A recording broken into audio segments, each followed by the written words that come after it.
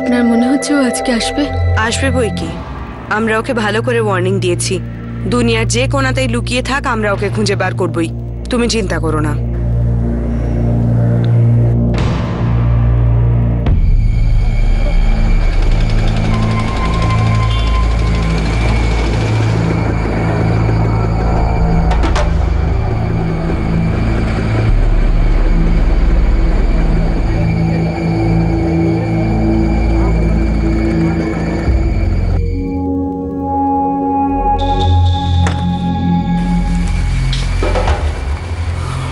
আসতে পারি ম্যাডাম?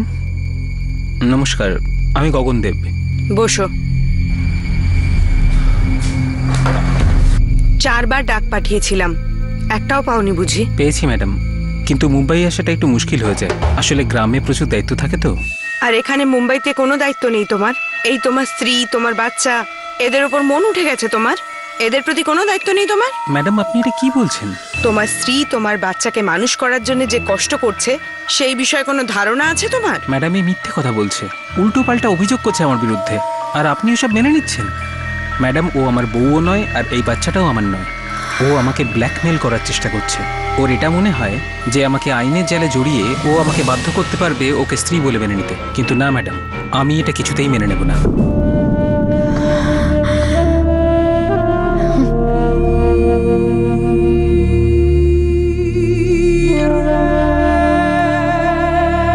একজন 29 বছরের মহিলা মনের যন্ত্রণা আর কোলে 1 বছরের সন্তান নিয়ে উইমেন সেলের সাহায্যের জন্য এলো।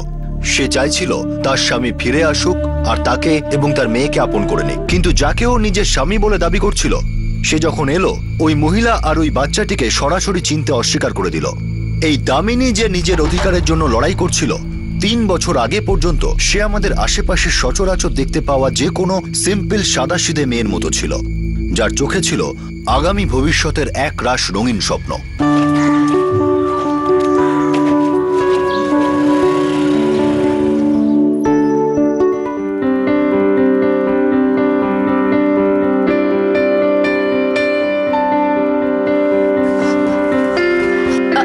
আচ্ছা বাবা, আমি আসছি, অনেক দেরি হয়ে গেছে আমার। বাবা, আমি কিচেনে সব রান্না করে রেখে দিয়েছি, তুমি প্লিজ গরম করে খেয়ে নিও। ঠিক আছে। ওকে, বাই বাবা। হ্যাঁ মা, সাবধানে যাস মা। ওকে বাবা।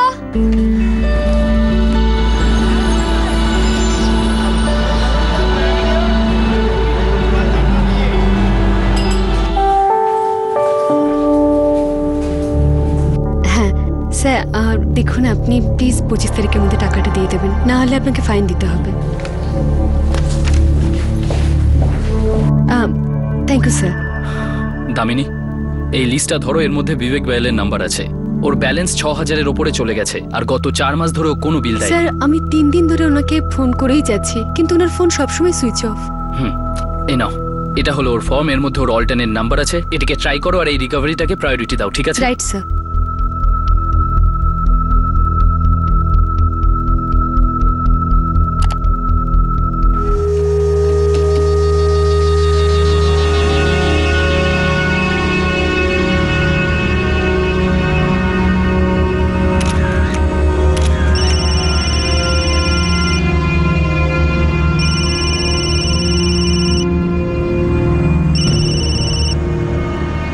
হ্যালো। হ্যালো স্যার, আমি কি মিস্টার বিবেকের সাথে কথা বলতে পারি? Sorry, wrong number. কিন্তু স্যার, উনি তো অল্টারনেটিভ নাম্বার হিসেবে এটাই দিয়েছেন। কিসের জন্য? দেখুন স্যার, মিস্টার বিবেক 3 মাস ধরে ওনার বিল পেমেন্ট করেননি। দেখুন, এই নামের আমি কাউকে চিনি না। কিন্তু স্যার, অল্টারনেট নাম্বার উনি এটাই দিয়েছেন। এই নাম্বারটা আমি গত মাসেই নিয়েছি, তাই এ ব্যাপারে আমি কিছু বলতে পারবো না। কাজে মন বসছে না তো? না, সব কাজ আমি করব, তুই শুধু ফোনই করতে থাকবি। দাদা, ফোন এসেছিল, আমি ফোন করিনি। ফোন এসেছিল।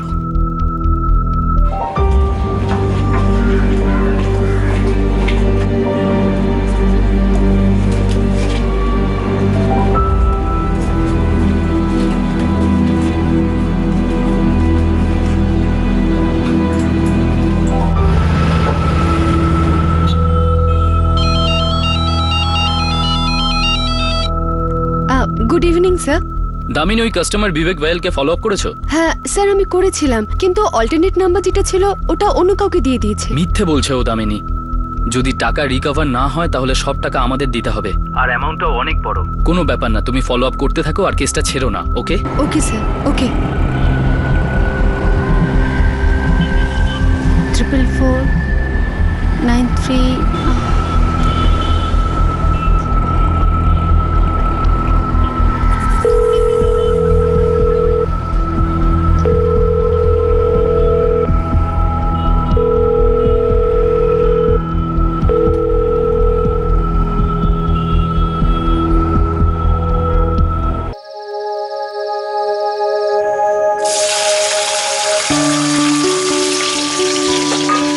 এই নে মা।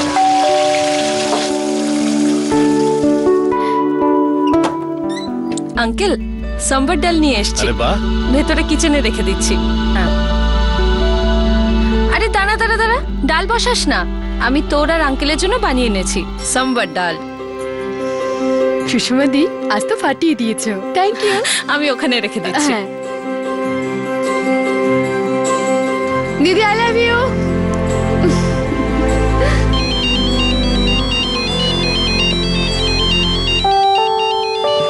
হ্যালো, কে বলছেন? আপনি ফোন করেছেন? মানে আপনার নাম্বার থেকে মিসড কল এসেছিল। আপনি কি বলছেন? আমার নাম গগন। দেখুন, আমি তো করিনি। যাই হোক, আপনি কে বলছেন? সরি, আমি বললাম না আমি ফোন করিনি।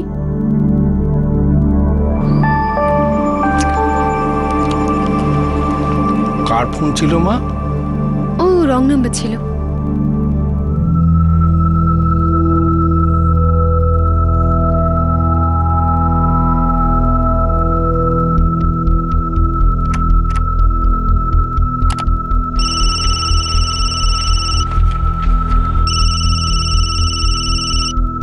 হ্যালো। হ্যালো স্যার, আমি কি মিস্টার বিবেক? আরে ম্যাডাম, আমি তো আপনাকে কালই বললাম আমি কোনো বিবেককে চিনি না, আর এটা ওর নাম্বারও নয়। স্যার, কিন্তু ওনার অল্টারনেটিভ নাম্বার উনি এটাই দিয়েছিলেন। এক মিনিট, একটা কথা বলুন, কাল আপনি কি আমাকে অন্য কোনো নাম্বার থেকে ফোন করেছিলেন? স্যার, আমি বুঝতে পারছি না আপনি কি বলছেন। কাল আপনার মিসড কল এসেছিল, আমি যখন ঘুরে ফোন করলাম তখন আপনি বললেন আপনি ফোনই করেননি। আমি গগন, মনে পড়ছে আপনার? মিস্টার গগন, আমি কি আপনার অ্যাড্রেস পেতে পারি? আপনি কেন দেখা করতে চাইছেন? দেখুন মিস্টার গগন, মিস্টার বিবেকের কাছ থেকে আমাদের অনেক টাকা পাওনা আছে, আর উনি ওনার অল্টারনেটিভ নাম্বার এটাই দিয়েছিলেন। ক্রস চেক তো করতেই হবে না? আপনি আসবেন ক্রস চেক করতে? স্যার, আপনার অ্যাড্রেস দেবেন? লিখে নিন। May I come in sir? Come in.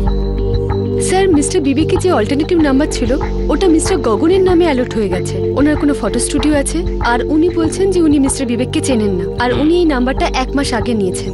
ওকে, বিবেক ভাইয়ের অ্যাড্রেসে কেউ ভিজিট করেছে? স্যার, আমি রাকেশকে বলেছিলাম, ও বলল যে মিস্টার বিবেক ওখানে ভাড়া ছিল, উনি সেখান থেকে চলে গেছেন। ঠিক আছে, কাউকে গগনের কাছে পাঠাও স্টুডিওতে। Right sir. Yes sir. রাকেশকে বলো আমি ডাকছি। স্যার, উনি তো কয়েকদিন ধরে ছুটিতে আছেন। আরে ইয়ার, এই রিকভারিটা না আমাকে একেবারে পাগল করে দিচ্ছে। দামিনী, তুমি নিজে যাও আর দেখো ব্যাপারটা কি। আমাকে এই রিকভারিটাকে এন্ড করতেই হবে। Okay sir.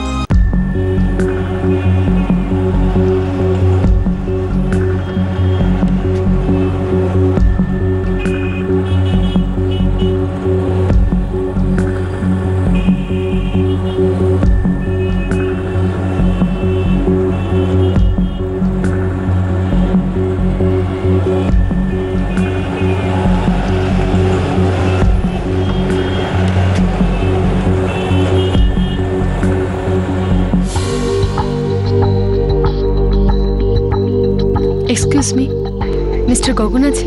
আপনি কে? দামিনী। আচ্ছা আচ্ছা আচ্ছা আচ্ছা, আপনি রিকভারি সেন্টার থেকে এসেছেন? আপনি মিস্টার গগন? হ্যাঁ। দেখুন স্যার, মিস্টার বিবেক ওনার অল্টারনেটিভ নাম্বার এটাই দিয়েছেন, এই যে এখানে দেখুন।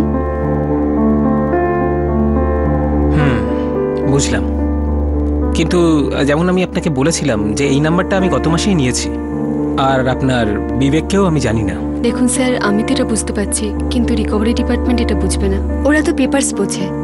যদি আপনি প্লিজ আপনার পেপারসে কপি দিয়ে দেন। পেপার তো সব বাড়িতে আছে, আপনি কাল আসুন না, কাল আপনি আপনার পেপার পেয়ে যাবেন। ঠিক আছে, থ্যাংক ইউ স্যার। আমি কালকে অন্য কাউকে পাঠিয়ে দেবো ওগুলো নেবার জন্য। ঠিক আছে, শুনুন না, হ্যাঁ জল? হ্যাঁ দিন। 1 মিনিট।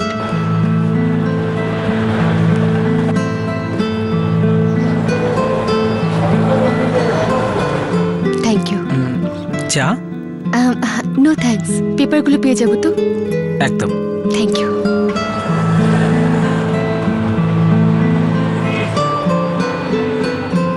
এমনই একটা ওয়ার্ক রিলেটেড ফোনের মাধ্যমে হওয়া কথা। তারপর প্রথম সাক্ষাৎ। গগনের দামিনীকে ভালো লাগে, তার উপর ওর কাছে দামিনীর পার্সোনাল নাম্বারও ছিল। তারপর এমনিই ফোন কল বাড়তে থাকে, কথা এগোয়, আর দামিনী কিছু বুঝে ওঠার আগেই ওরা দুজনেই একে অপরের ভালোবাসায় ডুবতে থাকে। তুমি উত্তরপ্রদেশের মেয়ে? হ্যাঁ। আরে দারুণ ব্যাপার, আমিও তো ইউপি থেকে। আচ্ছা, তোমরা মুম্বাই কবে এসেছো? আমরা মুম্বাইতে 93-তে এসেছি, যখন দাঙ্গায় আমাদের দোকান পুড়িয়ে দেওয়া হয়েছিল। ওই সময় আমাদের মুম্বাইতে আসতে হলো। তখন তো আমি খুব ছোট ছিলাম। আচ্ছা, তোমার বাড়িতে কি কে আছে? আমাদের বাড়িতে শুধু বাবা আর আমি। বাবা রিটায়ার করেছেন আর মা চলে গেছে 11 বছর। আমার উপরে এক দাদা আছে, ও 4 বছর আগে বিয়ে করে গ্রামে শিফট করেছে। গ্রামে আমাদের কিছু জমি জমা আছে, ও ওখানে চাষবাস করে। আচ্ছা, তোমার বাড়িতে কে কে আছে? আমি আছি, মা, বাবা, বড় ভাই জয়রাজ আর বৌদি। আমাদের 2টো ফটো স্টুডিও আছে, একটা বাবা সামলায় আর একটা আমি আর আমার দাদা। আর বাড়ির সমস্ত কাজকর্ম মা আর বৌদি মিলে করে। তার মানে বাড়িতে একমাত্র অবিবাহিত হলো আমি। আচ্ছা দামিনী, একটা সোজা কথা জিজ্ঞেস করি। কি? আমাকে আমাকে বিয়ে করবে?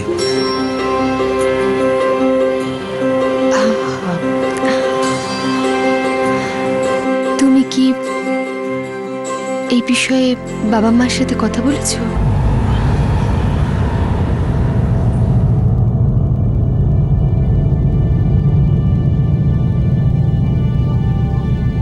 বাবা গগন, তোমার পরিচয় তো আমি পেয়ে গেলাম, জেনেও গেলাম তুমি কি বলতে চাইছো। আমি বুঝতে পারছি তুমি খুব ভালো ছেলে, কিন্তু বাবা, তোমার মা বাবাকে কখনো দামিনীও দেখেনি আর আমিও দেখিনি। এসব কথা তো গার্জিয়ানরা বসে ঠিক করে বাবা। দেখুন বাবা, আমার মা বাবা মানবেন না। যদিও ওদের নজরে আমি একদম বাউন্ডুলে আর অকম্মা, তবুও ওরা পণ না নিয়ে বিয়ে করাবেন না। আর ওদের কথা শুনে চললে আমরা কোনোদিন একসাথে থাকতে পারবো না।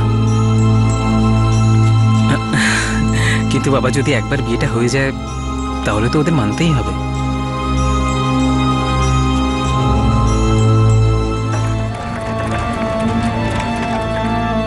বাবা, দাদা, বৌদি। তাহলে বিয়ের পর কি তোরা এখানেই থাকবি? হ্যাঁ, আর তাছাড়া বাবাকে আমি একা ছাড়তে চাইছি না। কিন্তু ওর বাড়ির লোক কি মেনে নেবে? আমি গগনের দাদা বৌদির সঙ্গে দেখা করেছি, ওরা সব জানে।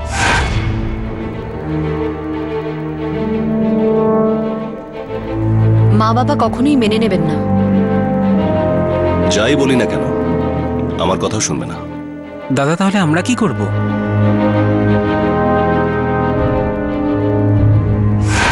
গগনের দাদা বৌদি রাজি আছে, কিন্তু ওনারা বলছেন যে বাবা মা হয়তো মানবেন না।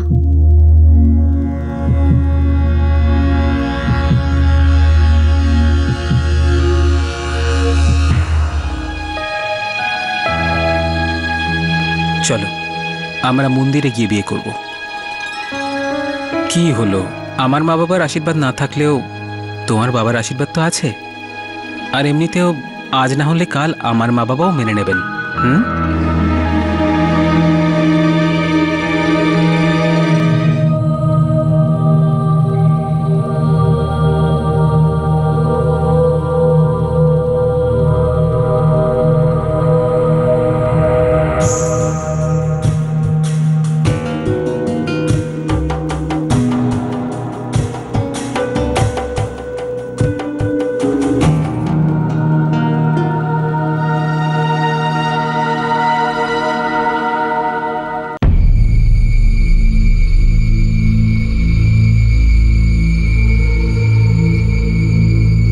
ছবিগুলো দেখো, এগুলো তুমি, তাই তো? নাকি অন্য কেউ? হ্যাঁ, এটা আমি। মিস্টার গগন, যখন তুমি এখানে এসেছিলে তুমি বলেছিলে তুমি এই মহিলাকে চেনো না, আর এখন এই ছবিগুলোকে দেখে তোমার সুরটাই বদলে গেল। কোথা থেকে এলো এত ছবি? মিথ্যে বলছে ও, ঠকিয়েছে দামিনীকে। দেখুন, যেটা সত্যি সেটা আমি বলেছি। মিস্টার গগন, বেশি নাটক করো না। এখানে অন্য কারণ নয়, নিজের স্ত্রী আর বাচ্চার দায়িত্ব নেবার কথা বলা হচ্ছে। বাচ্চাটা তোমার নয়? ডিএনএ টেস্ট করাই।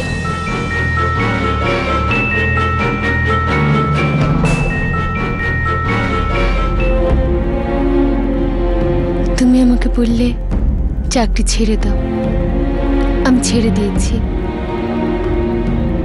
সারাদিন আমি ঘরে থাকি, আর তুমিও 3-4 দিন বাড়ি থাকো না, সবসময় আমার থেকে দূরে থাকো। প্লিজ তোমার বাড়িতে নিয়ে যাও না আমায়। দেখো দামিনী, তুমি তো জানোই যে মা বাবাকে রাজি করাটা এখনো বাকি, আর এমনিতেই আমাদের বাড়ির বউরা চাকরি করে না। আর এই জন্যই তো আমি তোমাকে এইসব করাচ্ছি, যাতে যেভাবেই হোক মা বাবার তোমাকে পছন্দ হয়ে যায়। আরে এরকম গম্ভীর হয়ে থেকো না, ভালো লাগে না তোমায়। হাসো হাসো বলছি।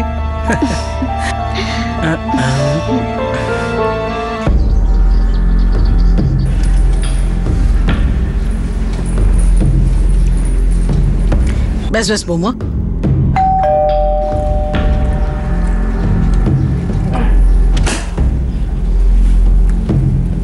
এসো লাট সাহেব, সময় পেলে? কি ব্যাপার, বেশ কিছুদিন হলো বাড়ি আসছো না দেখছি। না বাবা, আসলে ওই কাজে আটকে গেছিলাম। কি কাজ করো?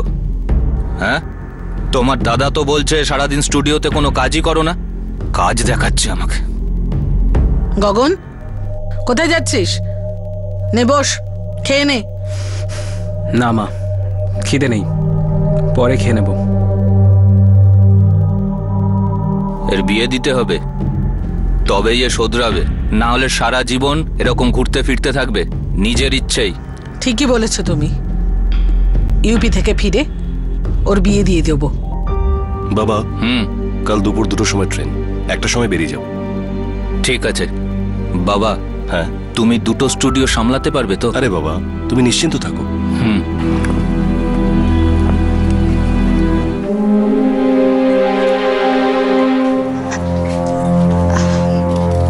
জানো বাবা, গগন সেলসম্যানের চাকরি পেয়েছে। চাকরি পেলে তো ঠিকই আছে মা, কিন্তু আমি ভয় পাচ্ছি। ও কতদিন নিজের বাড়ির লোকের সাথে এইভাবে লুকোচুরি খেলবে? বাবা, সব ঠিক হয়ে যাবে। গগন তো চেষ্টা করছে না?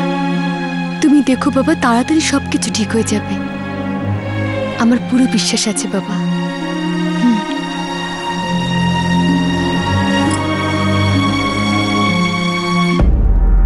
ভালো থেকো বৌমা। শোনো গগন। হ্যাঁ বলো বাবা। দাদার কাজে সাহায্য করবে, তুমি আবার সারাদিন এদিক সেদিক করো না। হ্যাঁ।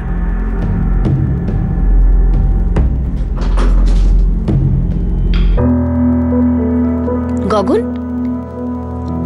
দামিনীকে নিয়ে আসো, এটাই সুযোগ। মা বাবা তো 15 দিন বাদে আসবেন। কিন্তু বৌদি, মা বাবা যখন আসবে তখন কি বলবো? তারপর আমরা সত্যি কথা বলে দেব যে তুমি বিয়ে করে নিয়েছো। একবার রেগে যাবে, তারপর তো মেনেই নিবে, তাই না?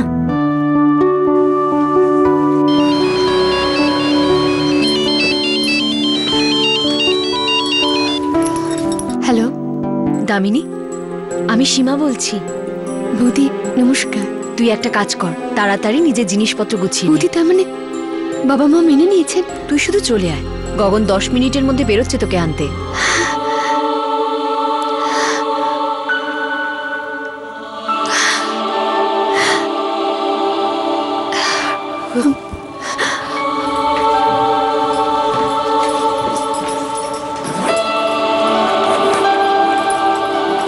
দামিনী,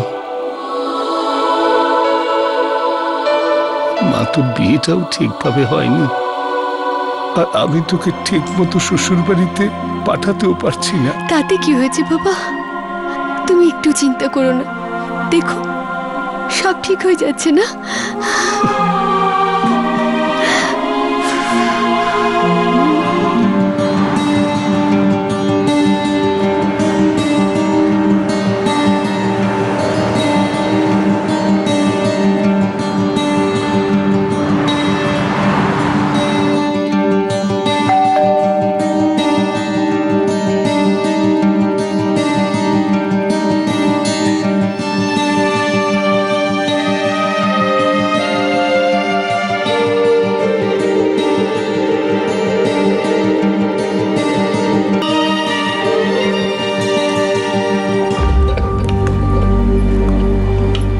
ভালো করেছো সীমা, তুমি দামিনীকে নিয়ে এসছো। গগন, বউ এসে গেছে তোর, এবার তো শুধরে যা, কাজে এবার মন বসা। এখন দেখার বিষয় একটাই, যে মা আর বাবা এসে কি বলে।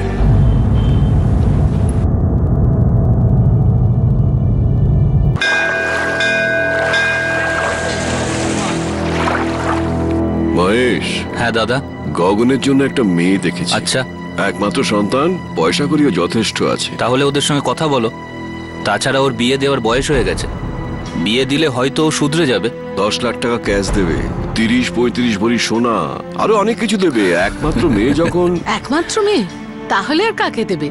দাদা, আপনি কথাবার্তা বলুন।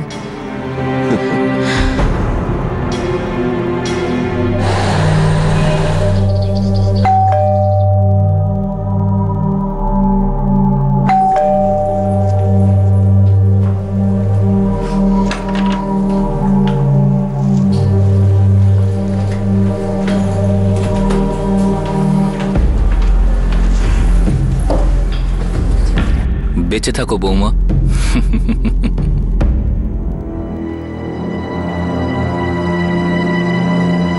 ভালো থেকো, ভালো থেকো। এ কে? মা বাবা, এ হলো দামিনী। দামিনী তো বুঝলাম, কিন্তু এ কে? মা বাবা, গগন বিয়ে করেছে। ও আপনাদের বউ দামিনী। বৌমা, আমার বিয়ে করার সাহস হলো কি করে? এই মেয়েটা কে? কি বংশ পরিচয় ওর? আর এই বিয়ের নাটকটা কবে হলো? অক্টোবরে করেছি বিয়েটা। তার মানে 1 মাস ধরে এই নাটক চালাচ্ছ? তোমরা আমাদেরকে না জানিয়ে এই সব করলে? আচ্ছা, ওকে বাড়িতে ঢোকানোর জন্য আমাদের যাওয়ার অপেক্ষা করা হচ্ছিল? না মা, সেরকম কোনো ব্যাপার না, শুধু ওরা একটু ভয়ে ছিল আর কি। যদি আপনারা দামিনীকে বউ বলে স্বীকার না করেন। সে তো আমি এখনো স্বীকার করছি না। এই মেয়েটা এই বাড়ির বউ কখনো হতে পারবে না। কিন্তু কেন মা? চুপ কর। আমি তো জানতাম তুই একদম বেকার আর বোকাও দেখছি। আরে কাকে কোত্থেকে তুলে আনলি, তাকে বিয়ে করলি আর নিজের স্ত্রীও করলি। আমি দেখছি। এই মেয়ে, নিজের জিনিসপত্র গোছাও আর বেরো এখান থেকে, না হলে আমি বের করে দেবো। মা চুপ কর। তুই এত বড় হয়ে যাসনি যে নিজের ভালো মন্দ নিজে বুঝতে পারিস। মা বলছিলাম যে সীমা, যদি তুমি ওর তরফদারি করতে চাও তাহলে তুমিও জিনিসপত্র গুছিয়ে বেরো।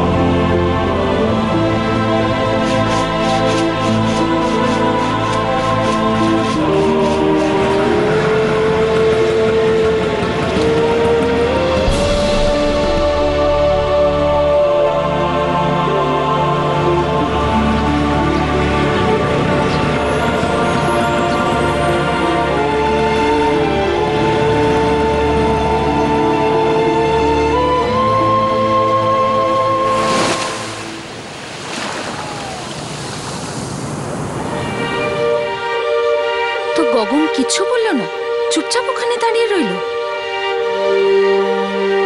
ও বলেছে সবকিছু সামলে তাড়াতাড়ি এসে যাবে আমার কাছে। এ আবার কিরকম কথা? বাবা,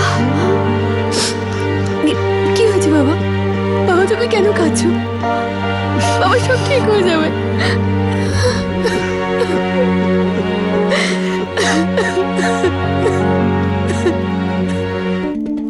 আরে কি বোকার মতন কাজ করেছে গগন। 1 নম্বরের বোকা আমার ছেলেটা। আমার মনে হয় মেয়েটাই ওকে ফাঁসিয়েছে। তুই একটা কাজ কর, গগনকে বলবি জেঠু যে মেয়েটি দেখেছে সেই মেয়েটি খুব ভালো মেয়ে, পনে অনেক কিছু দেবে। আর তাও যদি ওর মোটা মাথায় কিছু না ঢোকে তাহলে মেয়েটির বাবাকে ডাক, ওনাকে কিছু পয়সা করে দিয়ে ব্যাপারটা মেটা। না মিটলে ওকে একদম ছাড়বি না। আরে আমাদের ছেলে তো আর ফালতু ছেলে না যে বানের জলে ভেসে যাবে, বুঝতে পেরেছিস তো? আপনি ঠিকই বলছেন দাদা। মা, ও খুব ভালো মেয়ে আর তাই ওকে বিয়ে করেছি। জানো ওর মা মারা গেছে, বাবা রিটায়ার হয়ে গেছেন। ওরা একটু গরিব ঠিকই। তাহলে কি করব? আমরা ধর্মশালা খুলে রেখেছি না? দেখ বাবা, তুই তো ভবিষ্যৎ নিয়ে কিছুই ভাবিস না। যদিও খালি হাতে চলে আসে, কিচ্ছু না আনে, তাহলে কি করবি জীবনে? হ্যাঁ গগন, ওর বাবাকে বল একবার আমার সাথে দেখা করতে। কি বলছো তুমি? এতে আপত্তির কি আছে? একবার কথাই বলি।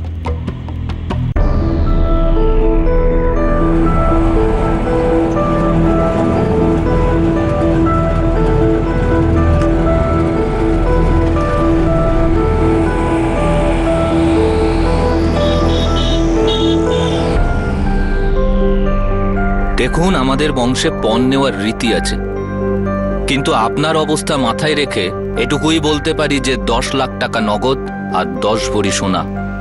বাকি আপনি যা দিতে পারেন আপনার মেয়ের জন্য, তাতে আমরা কিছু মনে করব না। আমি তো পেনশনের উপর বেঁচে আছি, একটা সরকারি কারখানায় চাকরি করতাম। এটা আমার ক্ষমতার বাইরে বেআইন মশাই। এখনো কথাই পাকা হলো না আর আপনি সম্পর্ক জুড়ছেন। আগে সব ব্যবস্থা করুন, তারপর মেয়েকে পাঠাবেন, তারপর আমাকে বেআই মশাই বলবেন। এখন আপনি আসতে পারেন। মা, বাবা, আমরা দুজন দুজনকে মন থেকে মেনে নিয়েছি, ভালোবেসেছি, বিয়ে করেছি। দেখো মেয়ে, যখন বড়রা কথা বলে তখন তার মাঝে কথা বলতে নেই। এই বিয়েটা আমরা দিইনি, তোমরা করেছো। আর তাছাড়া আমাদের কাছে এই বিয়েটার কোনো মূল্য নেই। আমাদের বাড়িতে বিয়ে খুব ধুমধাম করে হয়, পরিবারের সবাইকে নিমন্ত্রণ করা হয়। একটা বড় করে রিসেপশন দাও, আর যা যা বলা হয়েছে অন্তত সেটুকু নিয়ে এসো, তারপর তোমার মুখ দেখিও।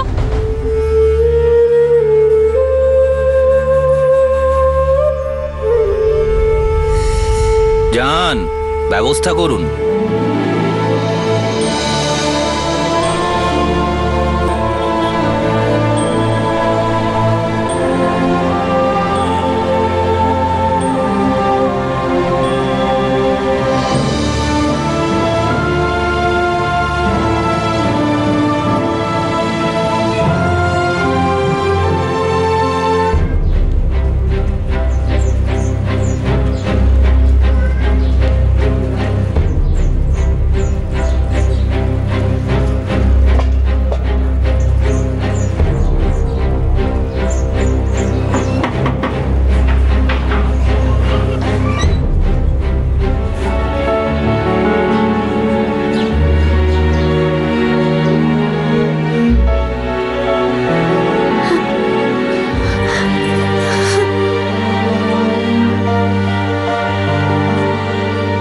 বাবা, আমি বাড়ি ছেড়ে দিই।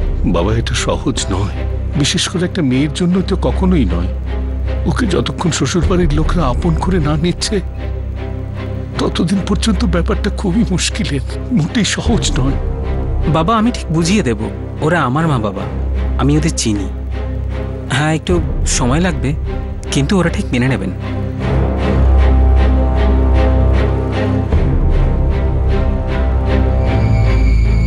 এই মেয়েটাকে তুমি বারবার ঠকিয়েছ। আমি জেনে বুঝে কাউকে ঠকাইনি। আমার অবস্থা তো শাঁখের করাতের মতো ছিল। আমি নিজেই বিশাল সমস্যার মধ্যে ছিলাম।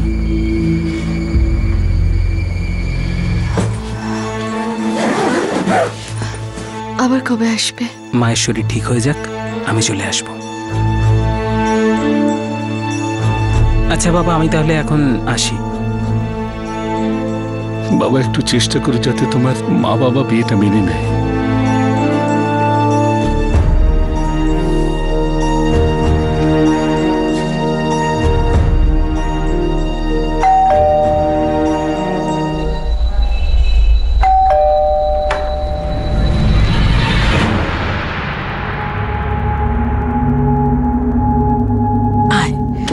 গগন, যদি তুই ওখানে ফিরে যাস তাহলে আমার মরা মুখ দেখবি।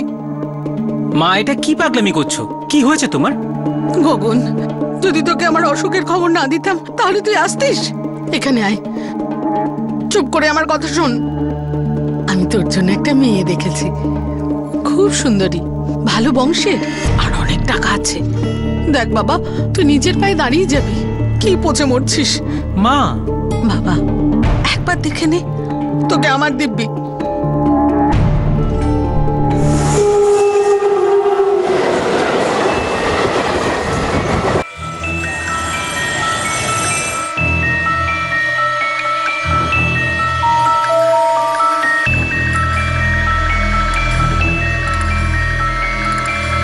বলছিলাম যে আমাদের মেয়ে পছন্দ। যদি হ্যাঁ বলেন তাহলে কথা এগোবো।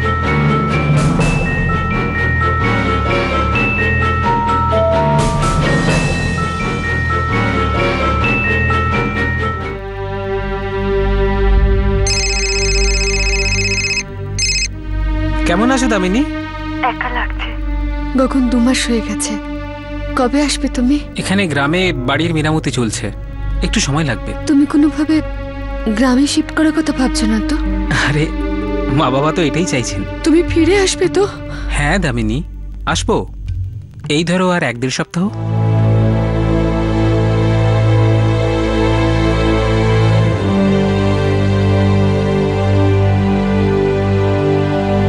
গগন দামিনীর কাছে ফেরত আসে, কিন্তু কিছু দিনের জন্যে। আর পরের 6 মাসে সে আসা যাওয়া করতে থাকে। 2010-এর অগাস্টে দামিনী প্রেগনেন্ট হয়। এই সময়েই দামিনীর গগনকে পাশে প্রয়োজন, আর তাদের সম্পর্ক আরো মজবুত হতে হতো। কিন্তু গগন এখনো সেই সঠিক উত্তরটা দিতে পারেনি যে কবে ওর বাবা মা দামিনীকে বৌমা হিসেবে মেনে নেবেন। প্রথম সন্তান? হ্যাঁ। ঠিক আছে, নিজের খেয়াল রাখবেন। আর কিছু ভিটামিনস লিখে দিচ্ছি, সেগুলো টাইম মতন নেবেন। আর পরের মাসে চেকআপের জন্য আসবেন। হ্যাঁ। সবজি নেবেন, সবজি সবজি নেবেন। দামিনী, আমাকে কিছুদিনের জন্য আবার যেতে হবে।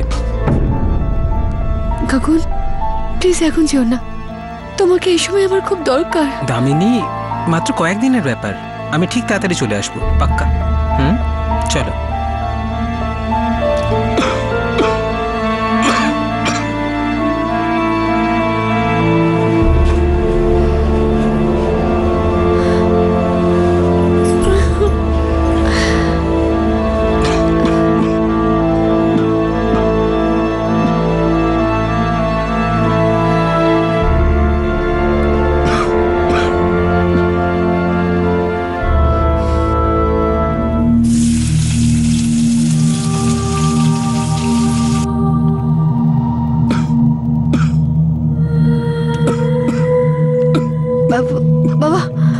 বাবা জল খাও।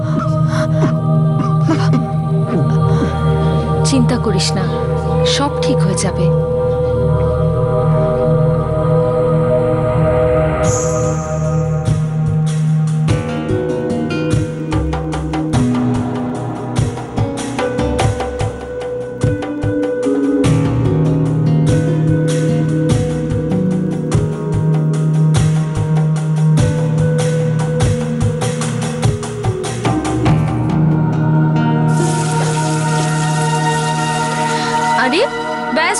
ব্যাস, আজ থেকে কাজ একদম বন্ধ।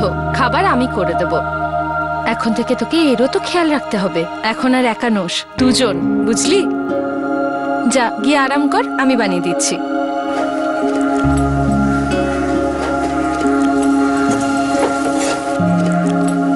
আজ আমি ওকে প্রথমবার ফিল করেছি। জানো তুমি, ওনো পা ছুটছে আর মেয়ে হলো প্রীতি উষা। দামিনী, এ তো তুমি দারুণ খবর দিলে। তুমি কবে আসবে? আজকাল না তুমি ছাড়া খুব একা লাগে। দামিনী, খুব তাড়াতাড়ি আসবো, চিন্তা করো না। নিজের খেয়াল রেখো কিন্তু। হ্যাঁ। আরে কতবার বলেছি গগন তোকে, তোর একটা নতুন জীবন শুরু হচ্ছে, তুই বুঝিস না কেন রে? বাচ্চা, আর পরের মাসেই বাচ্চাটা জন্ম নেবে। কিন্তু আমরা গত 6 মাস ধরে ওর বাবার মুখটাও একবার দেখলাম না। কোথায় আছে ও?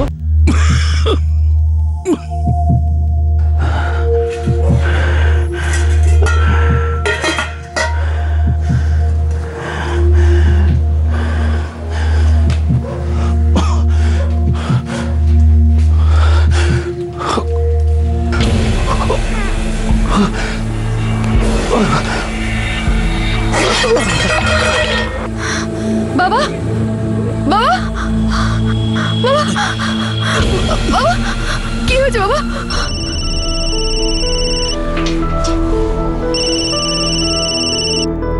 হ্যাঁ দামিনী, বলো। বাবা বাবা আমাদের ছেড়ে চলে গিয়েছে। কি? হঠাৎ করে বাবার হার্ট অ্যাটাক হয়েছে। দামিনী, তুমি ঠিক আছো তো? প্লিজ তুমি ফিরে আসো, তোমাকে আমার খুব দরকার।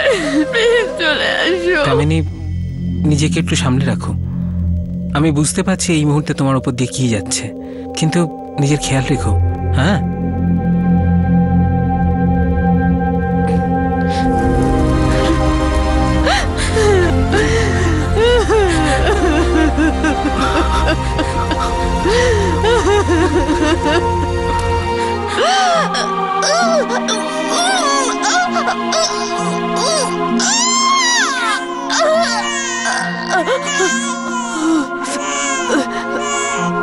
কংগ্রেচুলেশনস দামিনী, তোমার একটা মিষ্টি মেয়ে হয়েছে।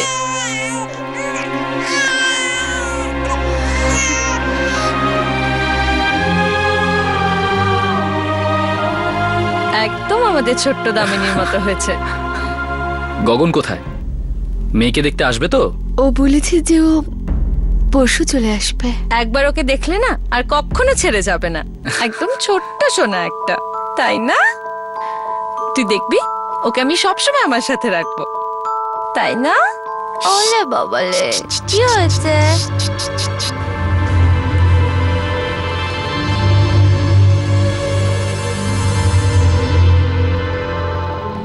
এখন তুমি নিশ্চয়ই বলবে যে তোমার মতো দেখতে হয়েছে। তা তো বটেই।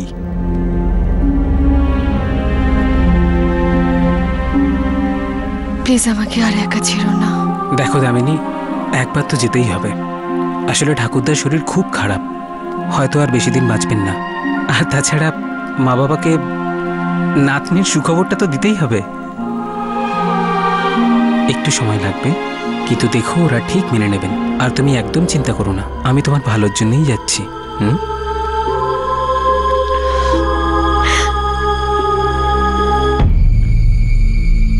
তোমারই ভালোর জন্য যাচ্ছি বলে গেছিল, তারপর 6 মাসের মধ্যে আর মুখ দেখায়নি।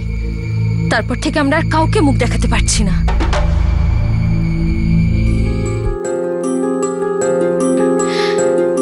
দেখ দামিনী, তুই সব থ্যাংক ইউ দেওয়া না এবার বন্ধ কর। মেহেক আমারও মেয়ে, তাই না? ওলে বাবা। আর কবে আসছে ওই গগন? ওকে বল যে তাড়াতাড়ি আসতে। ও কিন্তু সীমা ছাড়িয়ে যাচ্ছে। এবার আমি আর শ্যাম ওর সঙ্গে কথা বলবো।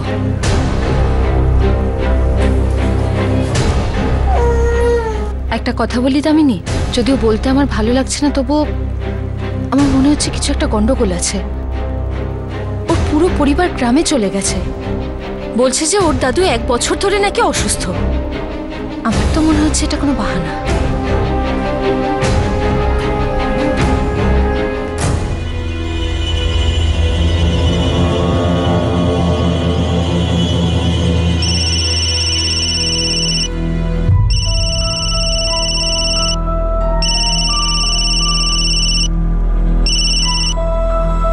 হ্যাঁ দামিনী, বলো। গগন, কেমন আছো? দাদু কেমন আছেন? দামিনী, কি হয়েছে? কি চাই? গগন, আমি তোমার অপেক্ষা করছি। তুমি কবে ফিরে আসবে? কবে আমার স্বামী আমার সাথে থাকবে? কবে আমার বাচ্চা তার বাবার কোলে উঠে খেলবে? কবে আমরা একসাথে থাকবো? কবে তোমার পরিবার আমাকে মানবে? এখন তো আমার মনে হচ্ছে যে তুমি নিজেই হয়তো আমাকে মানতে চাও না। হ্যালো গগন, তুমি শুনছো না? দেখো দামিনী, আমার মনে হয় আমাদের মধ্যে আর তেমন কিছুই বাকি নেই। কিছু নেই মানে? গগন, তুমি সব কি বলছো? এসব বলার মানে কি? দেখো দামিনী, আমি চাই তুমি তোমার জীবন আবার নতুন করে শুরু করো। আর এমনিতেই এই 2 নৌকায় পা দিয়ে আমি আর বাঁচতে পারছি না। 2 নৌকায় পা? তার মানে? একদম সহজ ব্যাপার দামিনী, আমার পরিবার কখনোই তোমাকে মেনে নেবে না। এই জন্যই বলছি, যদি কাউকে পাও তাহলে বিয়ে করে নাও। এসব তুমি কি বলছো? তুমি আমার স্বামী, আমার বাচ্চার বাবা। গগন,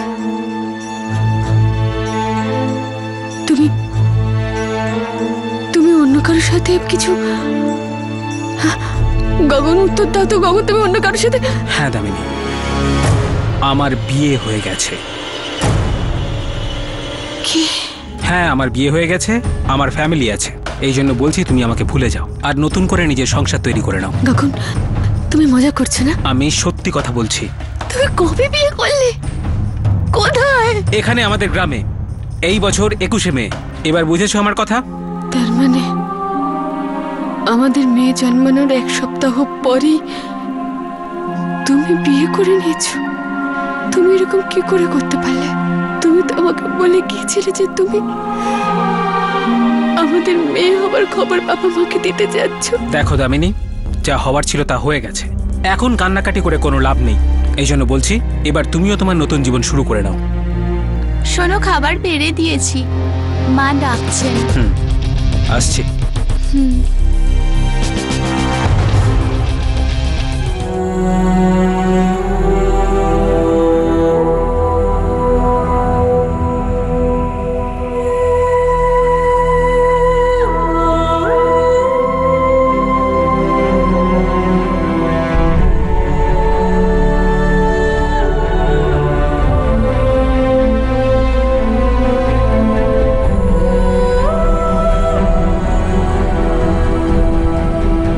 কি একে তোমার স্ত্রী আর এই বাচ্চাটাকে তোমার মেয়ে বলে মানো?